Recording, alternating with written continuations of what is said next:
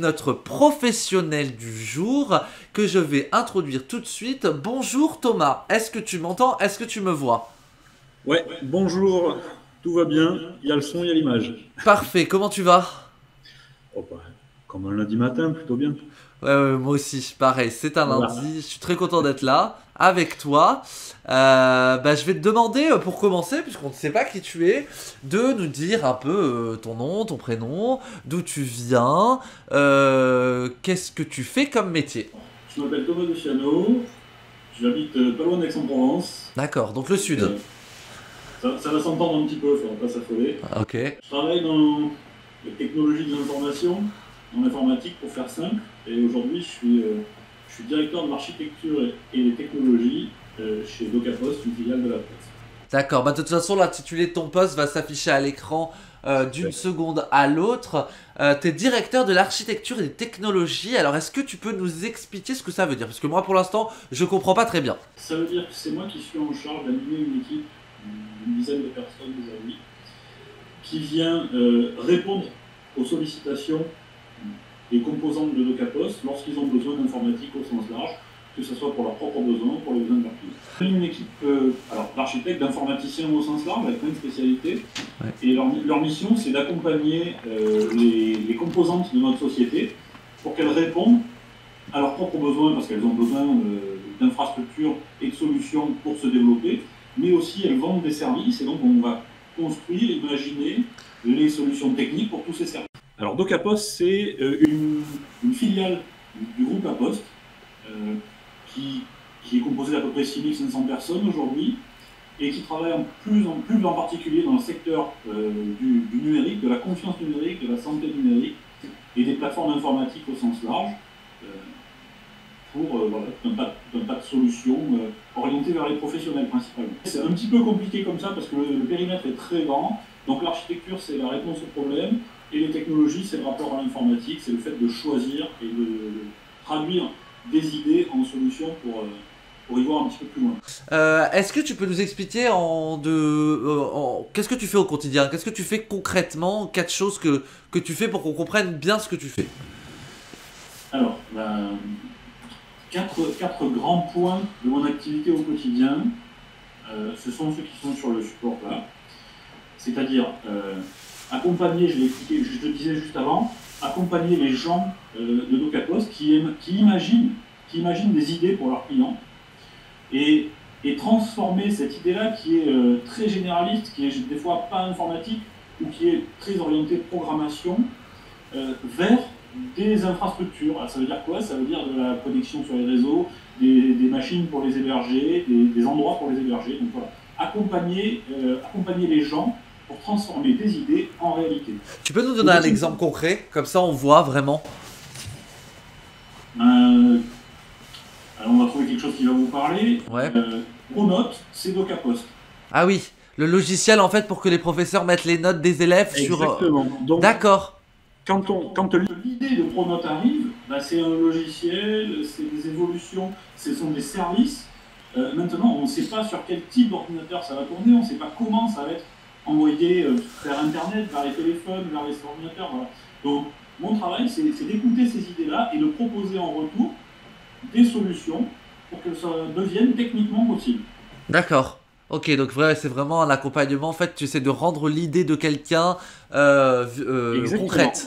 Ouais, ouais. Exactement. Donc, on va vraiment retrouver ce. Voilà, il y a architecture, ça sert à ça. D'accord. C'est être à l'écoute, et puis imaginer quelque chose derrière pour trouver la solution qui va bien. D'accord. Maintenant, on n'imagine pas une solution comme ça de but en blanc. Pour l'imaginer, il faut avoir un petit peu de compétences scolaires, on va dire. Il faut avoir une formation, un background informatique, mais il faut aussi le maintenir. Et donc, une bonne partie de mon activité, c'est aussi de la veille technologique. C'est rencontrer des gens qui portent des solutions, des constructeurs, des revendeurs, des gens qui font le même métier que moi, pour qu'on échange ensemble, pour pouvoir aligner nos idées avec ce qui se fait en ce moment. Je vais donner un exemple, je ne sais pas, bête. Il y a encore 10 ans ou 15 ans, le format d'échange qu'on a là, le live, ça n'existait pas. comment on a fait? On a accompagné les gens de la communication qui ont eu des idées, on a fait évoluer les raccordements, l'Internet, tout ça, on l'a rendu beaucoup plus généraliste, pas moi en particulier, l'ensemble de la profession, et ça a permis d'imaginer des nouvelles solutions comme le live. Ah ouais. Mon boulot, c'est d'assembler finalement ces briques-là. Donc la veille technologique, hein, pour donner un peu, enfin pour voir si je comprends bien, tu me dis si je me trompe, mais c'est vraiment être à l'écoute de tout ce qui se fait dans le milieu pour être à la pointe de la technologie, pour savoir ce qui se passe, pour pas être, en retard, pour pas être à la traîne, quoi. C'est ça, exactement. L'accompagnement, c'est à l'intérieur de la société, et la veille technologique, c'est plutôt à l'extérieur. C'est plutôt des échanges avec les gens qui font le métier. Oui, voilà, c'est oui, d'accord, ok. Donc il y a vraiment, il y a aussi deux temps. Il y a il y a le chose très concrète où tu travailles avec des clients, où tu essayes de résoudre leurs problèmes, plutôt de leur créer des solutions. Et il y a aussi le temps qui est plus long, où tu es tout le temps en train de t'informer sur le secteur pour être. Exactement, exactement. Et l'aboutissement de tout ça, finalement, c'est le point numéro 4, c'est la mise en œuvre. Quand on a eu une idée, que tout le monde est tombé d'accord, je vais transformer tout ça dans, principalement des documents, et puis aussi du temps passé avec les équipes techniques cette fois-ci. On va transformer toutes ces idées-là, toutes ces réflexions-là, dans des environnements informatiques qui permettent de le rendre disponible, comme la plateforme sur laquelle on est en train de par exemple. Ouais, bien sûr. Ok, très bien. Pour ça, c'est clair. Hein. Je crois que c'est clair aussi pour ceux qui nous écoutent. Hein. N'hésitez pas à le dire. On a déjà une première question qui ressort. Tu n'es pas obligé d'y répondre, mais tu peux nous donner peut-être une idée. C'est sur le travail, combien il est payé. Et c'est parce que c'est vrai que c'est un truc très concret auquel on s'intéresse toujours à l'entrée. Peut-être que tu peux dire, quand on rentre en premier poste, je veux dire en premier job, on peut espérer quel ordre d'idée?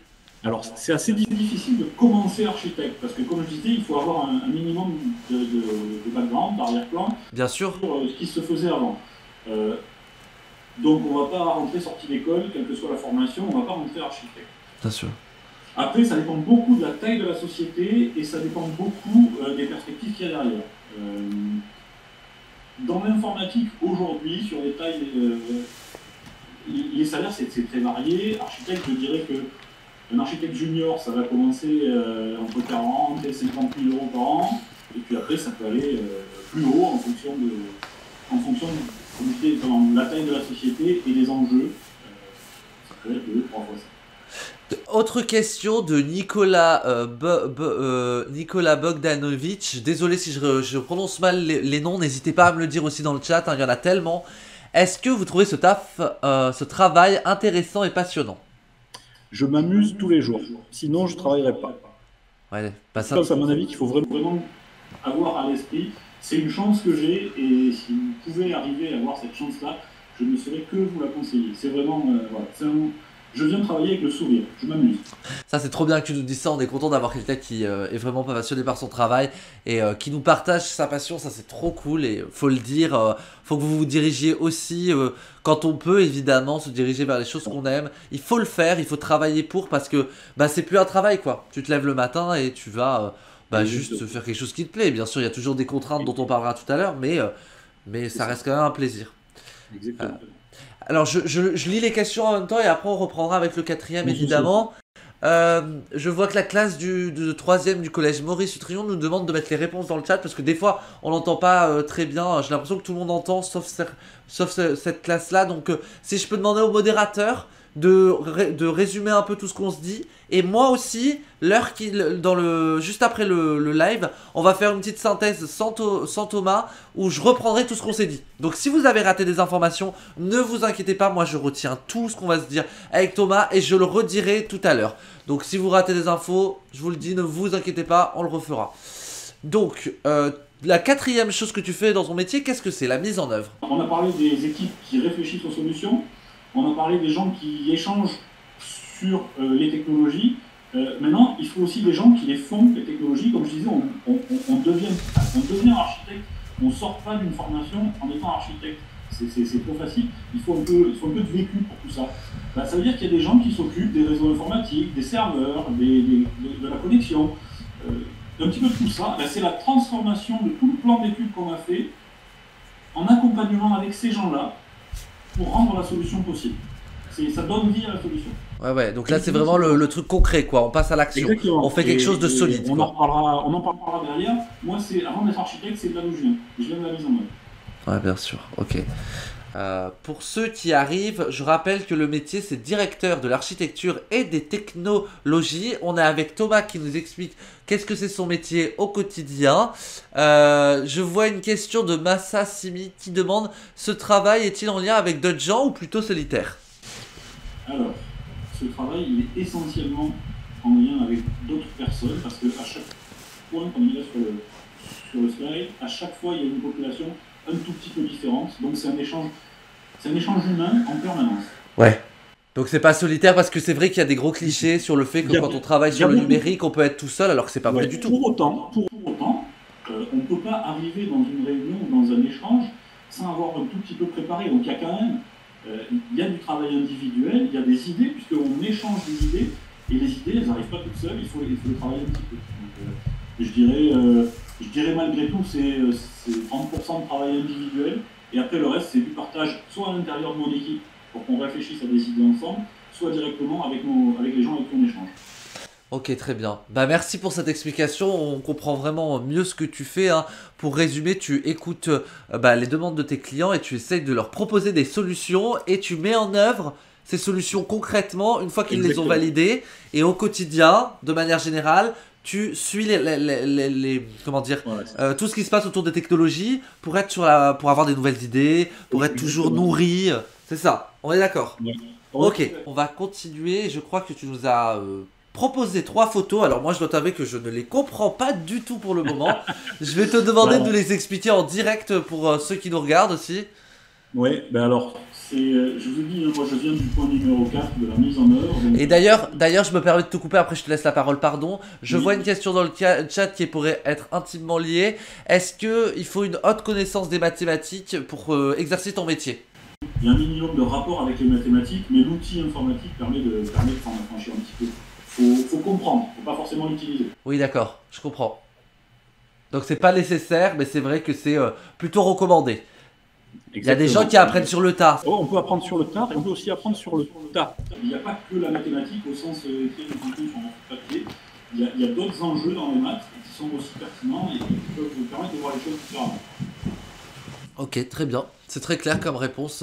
On a aussi une autre question. Que se passe-t-il si les clients ne valident pas? Et bien on recommence. Tout simplement. On ne gagne pas à tous les coups. Des fois les propositions sont refusées et on perd cette possibilité-là. Le marché est perdu.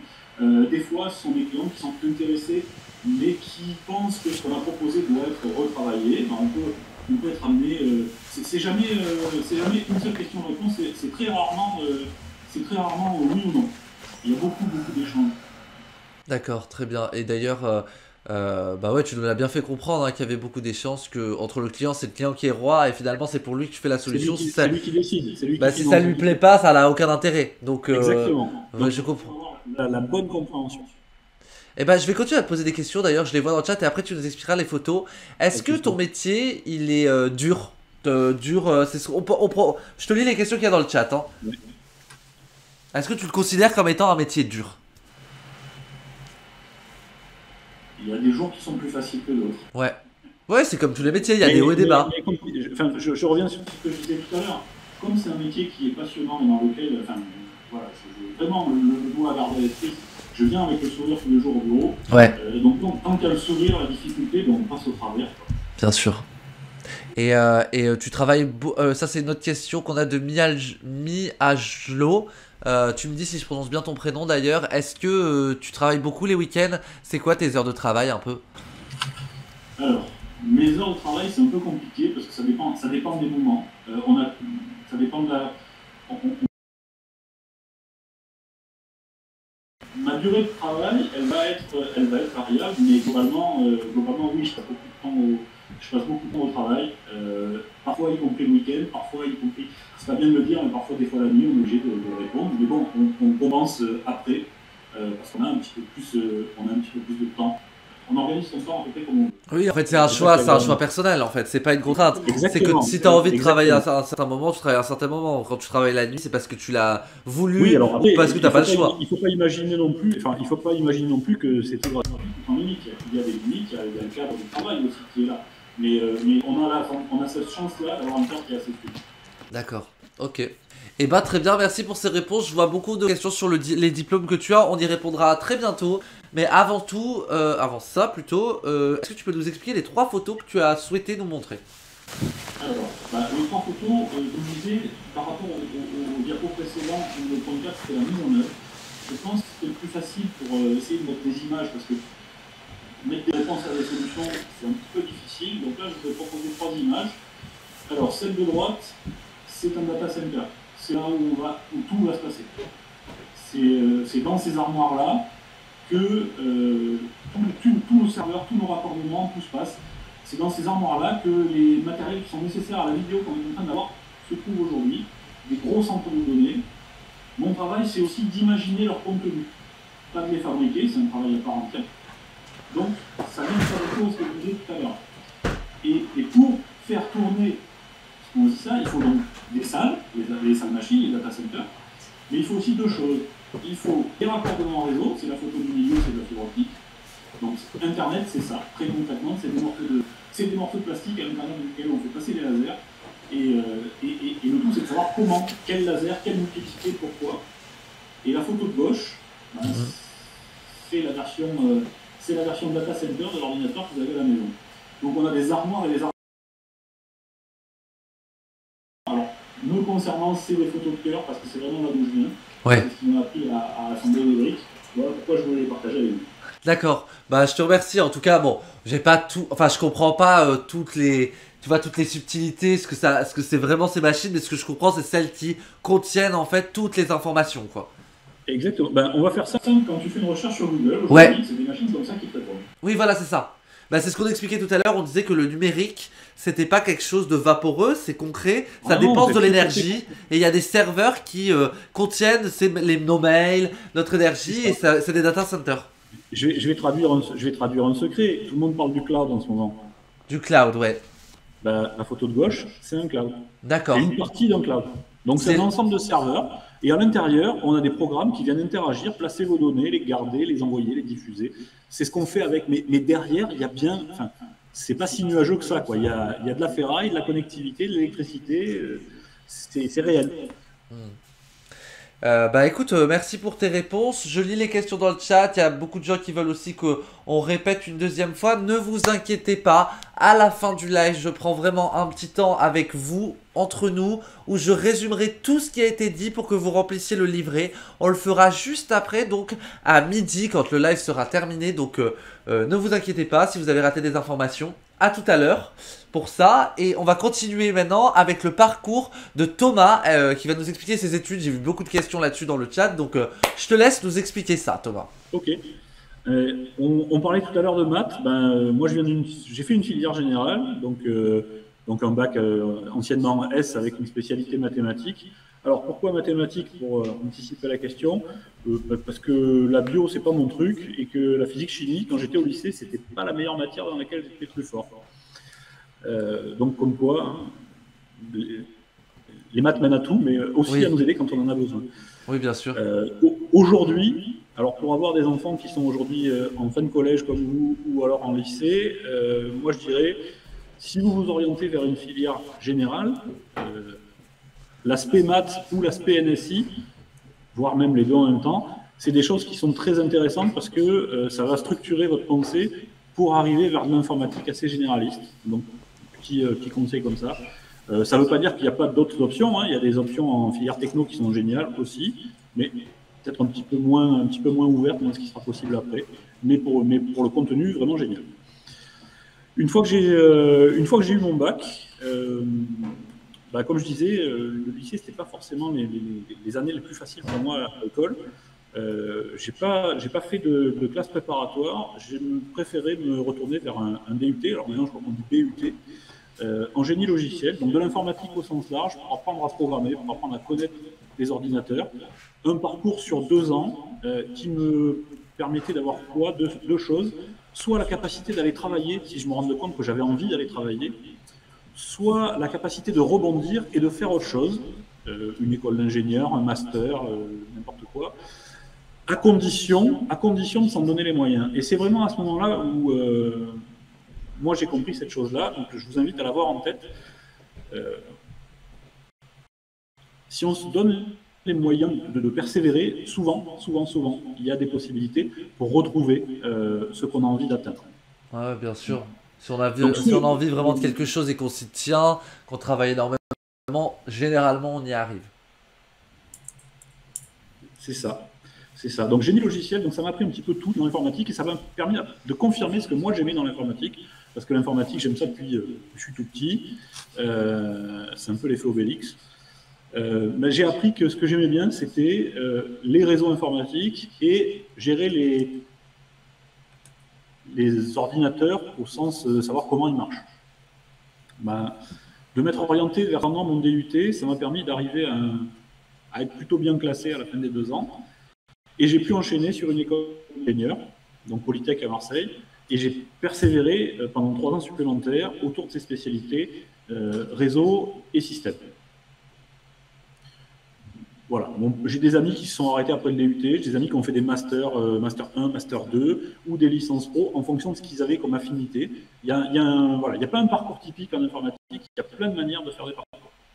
Donc pour résumer déjà ce que tu as dit, tu as fait un bac S spécialité maths, ensuite tu as fait un DUT en génie logiciel, et ensuite tu as fait une école d'ingénieur, Polytech à Marseille, ça va de soi puisque tu viens du sud, en informatique donc, et spécialité réseau et système. Exactement. Et une fois qu'on a fait ça, j'ai commencé à travailler. Tu as commencé à travailler. Donc, tu as fait quoi d'autre comme métier? Tu as toujours été dans ton métier actuel? Non. Alors, quand on finit son cycle d'ingénieur, on commence par 6 mois de stage en entreprise avec une thématique pour valider son diplôme. Et ces 6 mois de stage, je les ai validés dans une société qui n'existe plus, qui a été rachetée par La Poste aujourd'hui. En tant qu'administrateur réseau. Donc mon premier travail, c'était d'apprendre à utiliser et à configurer les équipements réseau pour relier les différents projets entre eux. À cette époque-là, je ne les imaginais pas du tout. Et à cette époque-là, le métier de l'informatique, c'était le creux de la vague. Donc c'était un petit peu difficile de trouver du travail. Et j'ai eu cette chance-là de faire une bonne impression aux gens avec qui tu collaborais. Avec qui je collaborais. Et donc, comme trouver du travail, c'était très difficile, j'ai dû aller travailler pendant 1 an et demi à peu près à Toulouse, chez une boîte qui fabrique des matériels automobiles qui s'appelle Valeo. Et au bout d'1 an et demi, j'ai reçu un appel des gens qui m'avaient pris pour le stage de fin d'études et qui m'ont proposé de revenir à Aix-en-Provence pour reprendre ce que j'avais commencé, donc c'était plutôt flatteur, et rentrer dans cette société qui avait des très, très, très grandes ambitions de croissance et pour grandir. Et comment t'en es arrivé à... Pardon, excuse-moi de te couper. Lola Smith demande, ça peut nous intéresser, comment t'en es arrivé à la conclusion que c'était ça qui te plaisait? Est-ce que tu te souviens? Est-ce qu'il y a eu un moment, un déclic? Je vais essayer un parallèle. Quand on est à l'école, il y a des matières qui vous plaisent, il y a des matières qui vous plaisent moins. Oui.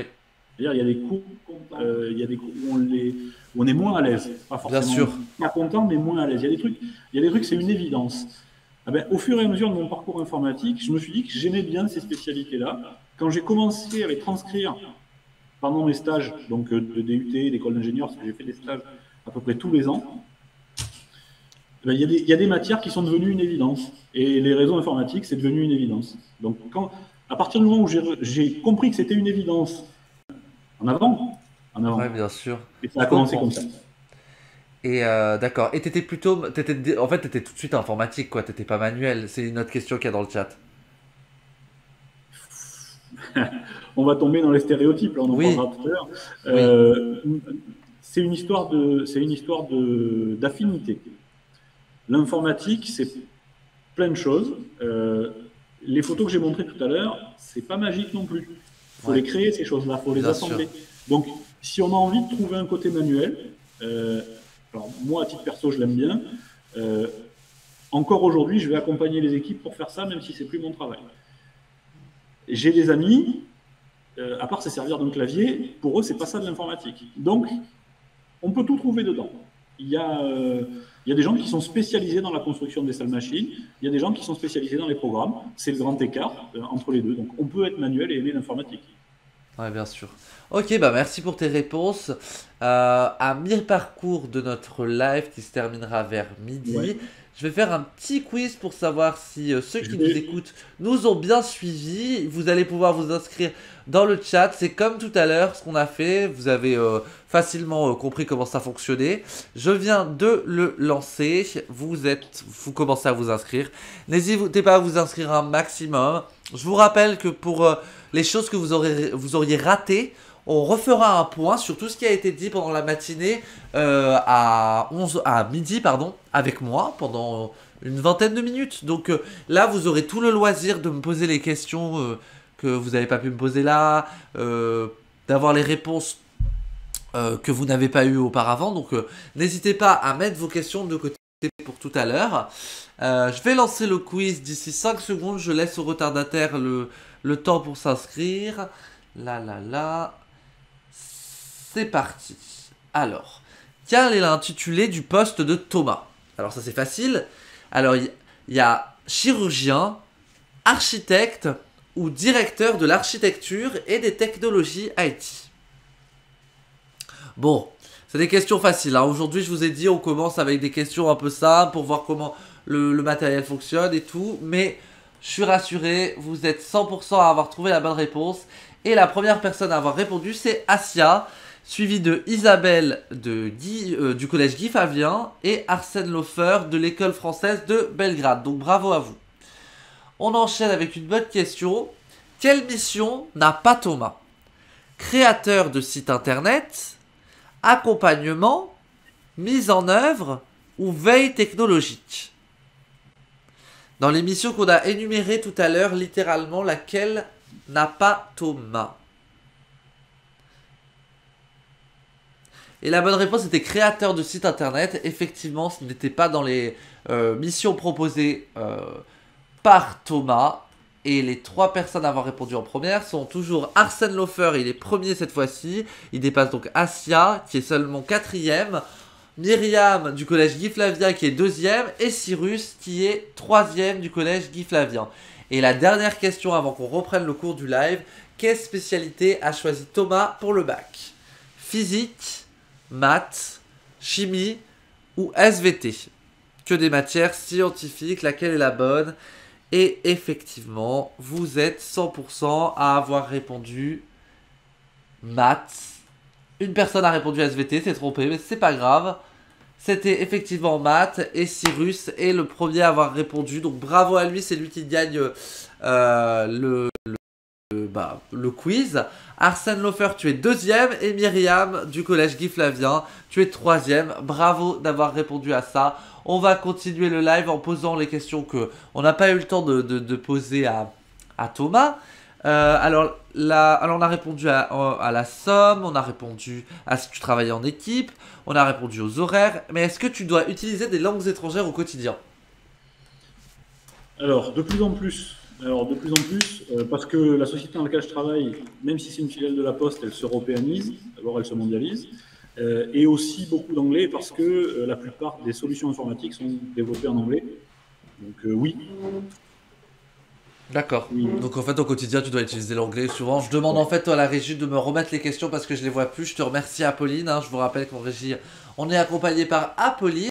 D'accord, donc tu utilises l'anglais et on le dira jamais assez. Hein. L'anglais c'est un peu la langue universelle pour parler à tous les clients, qu'ils soient étrangers, enfin tous les clients étrangers quoi. Exactement. Il n'y a pas besoin de bien parler anglais, il y a besoin de Oui. parler anglais. Il faut oser parler anglais. Oui, c'est ça. En fait, ça c'est un truc qu'on vous dit pas assez, mais c'est vrai que des fois on n'est pas très fort en anglais à l'école, et c'est peut-être en se forçant à parler avec des amis anglais, bah, ça peut vous arriver de rencontrer des gens en anglais. Faut pas hésiter à y aller, quoi. Faut pas se dire bon bah je sais pas parler anglais, donc je vais pas parler. L'important c'est de se faire comprendre. C'est ça. Regardez des vidéos en anglais qui ne sont pas faites par des Anglais et vous comprendrez que c'est pas honteux de parler anglais avec un accent français. On est d'accord. Voyons comment nos présidents parlent anglais aussi, ça nous décomplexe. Ensuite, est-ce que tu peux nous dire les plus et les moins de ton travail? S'il y en a. Il y en a comme partout. Les plus, c'est la diversité, la richesse de tout ce que je peux voir. Ouais. C'est avoir la chance d'être dans une société où je peux imaginer les solutions de A à Z. Donc, c'est-à-dire que je vais être challengé sur ce que je propose, mais en général, les gens nous font confiance, et ça, c'est génial. Les moins, c'est que on est attendu au tournant, du coup. Il ne faut pas proposer n'importe quoi. Il y a des responsabilités, il y a des enjeux derrière, et ça peut pénaliser non seulement des enjeux financiers, mais aussi du travail de certaines personnes, parce que des fois, quand on envoie, je vais dire une bêtise, mais quand on imprime un document ou quand on scanne un document pour le compte d'un client, il y a des gens qui travaillent derrière tout ça. Donc, c'est pas un moins, c'est plutôt gratifiant. Mais la pression qu'on peut avoir en se disant derrière mes idées, il y a quelque chose, des fois, c'est difficile. Ouais, bien sûr. Bien sûr. On comprend très bien. Je lis en même temps les questions dans le chat. Je prends un moment pour voir si on est bien. Ok, la question. Quel langage... Alors, Thomas demande quel langage informatique il faut connaître. J'ai envie de dire aucun. En fait, il faut connaître le principe des langages informatiques. Donc, en ce moment, je crois que c'est Python qui est appris au collège et au lycée. C'est bien. Et ce qu'il faut comprendre, il faut bien comprendre le principe du langage informatique, parce que passer de Python à C, à Java ou à je ne sais quoi pour d'autres, c'est un temps d'adaptation. Mais le principe de programmation, c'est toujours le même. D'accord. Eh ben, merci pour ces réponses à nos questions. On continue avec les compétences. C'est une question qui est revenue vachement dans le chat. C'est quoi les compétences qu'il faut avoir pour faire ton métier selon toi? Elles sont sur le, elles sont sur le slide. Il faut être capable d'écouter les gens, même si on pense qu'ils ont tort, même si on sait qu'on a raison des fois, parce que ouais. c'est impossible de construire une solution sur le dialogue. Et des fois, on a des gens qui viennent nous parler, qui connaissent extrêmement bien leur métier, qui connaissent un petit peu l'informatique. Il faut être capable de faire la part des choses entre les deux. Et donc, du coup, l'écoute, c'est vraiment c'est un truc qu'il faut développer. Pas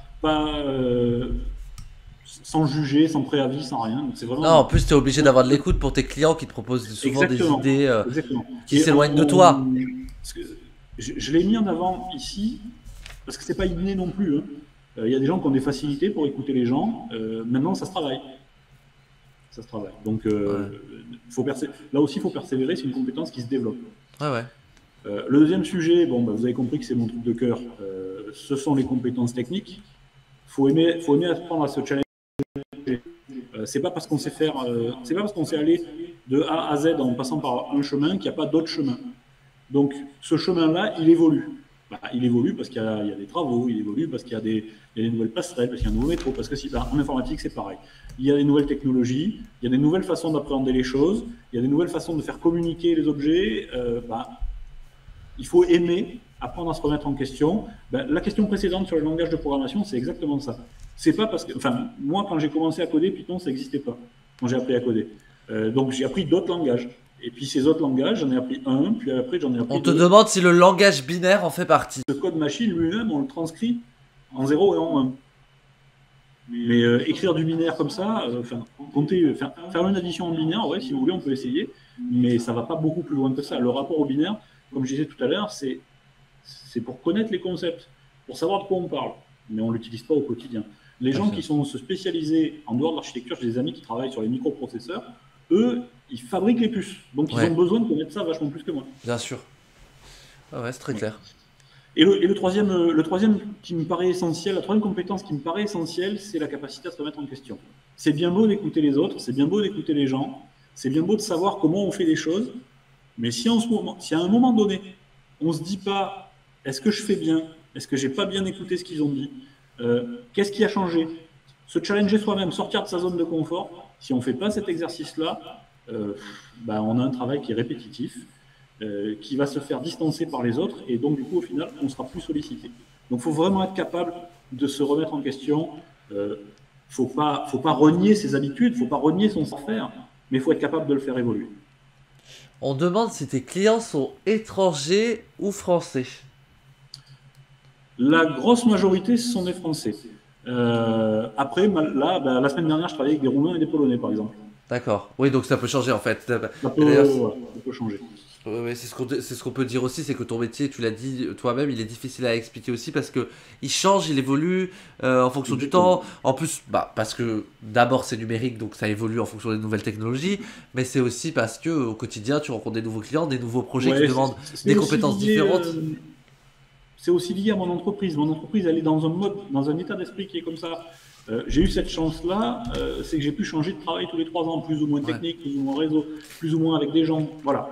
Et j'ai des amis qui font le même boulot que moi aujourd'hui et qui, eux, n'aiment pas du tout ça, ce côté tout voir. Ils aiment bien appliquer leurs procédures, se remettre en question, réappliquer leurs procédures, se remettre. Voilà. On a cette chance-là d'avoir un métier qui est malléable. Ouais.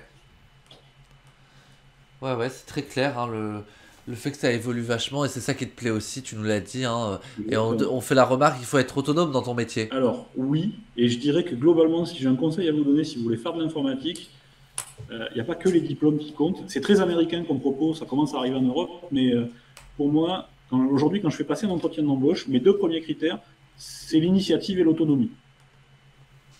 Soyez, soyez imaginatifs, imaginez des solutions, et apprenez à travailler tout seul, dans le sens rechercher des informations et après partagez-les. Si vous savez faire ça, vous vous adapterez à toutes les situations. Eh ben écoute, merci pour ce conseil, et on va terminer, puisqu'on se rapproche dangereusement de la fin, avec la dernière slide sur les clichés que tu nous as présentés de ton métier. Je te laisse nous les donner. Ouais. Bah, 2 clichés faciles, j'espère en tout cas. S'ils ne sont pas faciles, c'est qu'on a. Dans l'informatique, il y a que des nerds. Non. Alors, j'ai 42 ans, j'ai toujours pas de lunettes, j'ai pas beaucoup de boutons, a priori, et je suis pas enfermé dans ma cave toute ma journée, toute la nuit. Donc, c'est pas parce qu'on aime la technologie qu'on va tomber dans ces stéréotypes-là. Il y a autre chose. L'informatique, c'est tellement large qu'il y a de la place pour tout, y compris pour les gens qui passent leur nuit et leur week-end dans une cave à coder. C'est pas mieux ou moins bien, mais il n'y a pas que ça. Donc, ne vous arrêtez pas à ça. Et le pendant de cet aspect-là, c'est ce que j'ai mis, c'est ne dites pas aux gens qui travaillent dans l'informatique de réparer votre ordinateur. C'est pas ça. C'est un métier à part. Réparer les ordinateurs, construire les ordinateurs, c'est un métier à part entière dans l'informatique. Mais l'informatique, c'est beaucoup plus riche que ça. Oui, c'est pas parce qu'on Alors, travaille dans le numérique qu'on sait réparer un ordinateur, exactement, c'est une ou un compétence téléphone, très ou un ci, précise. ou un là. Et puis, il faut oser le dire aussi. Parce qu'au début, on est jeune, on n'ose pas trop. Quand quelqu'un qui est plus responsable ou plus âgé, on dit ah ben on va regarder. Mais comme je disais tout à l'heure, moi j'ai des amis, ils savent pas réinstaller un ordinateur, et pourtant ça fait 20 ans qu'ils bossent dans l'informatique. Ouais, bien sûr. C'est une histoire de goût. C'est une histoire de goût. Donc, Ouais. ne vous imaginez pas que c'est juste ça l'informatique, soit un cri. Voilà, j'ai pris 2 stéréotypes qui sont super distants, mais c'est un peu les extrêmes. L'informatique, c'est celui qu'on a envie de construire. Voilà. Ah ouais. Bah écoute, très bien. C'est cliché. On te demande si le métier peut se pratiquer à plusieurs. Ça, tu as déjà répondu. Effectivement, Ouais. je Je crois. ne sais plus travailler tout seul. Ouais, Moi, voilà. je ne sais plus travailler tout seul. J'ai besoin d'échanger, même au sein de mon équipe. Et on demande si tu peux travailler à l'international. Isabelle du collège Guy Flavien. Donc j'imagine, est-ce que tu peux aller télétravailler ailleurs? Tu peux aller faire ton travail dans un autre pays? Alors, il y a 2 réponses. Ouais. Faire mon travail dans un autre pays, oui, il suffit de trouver une société qui travaille dans le pays en question ou pas. Travailler à l'international dans le sens télétravail, Est-ce que tu as un message à faire passer à tous ceux qui nous regardent? Peut-être, je te laisse tu vois, un moment de parole où tu es libre de dire un peu, c'est pas ce que tu veux, hein.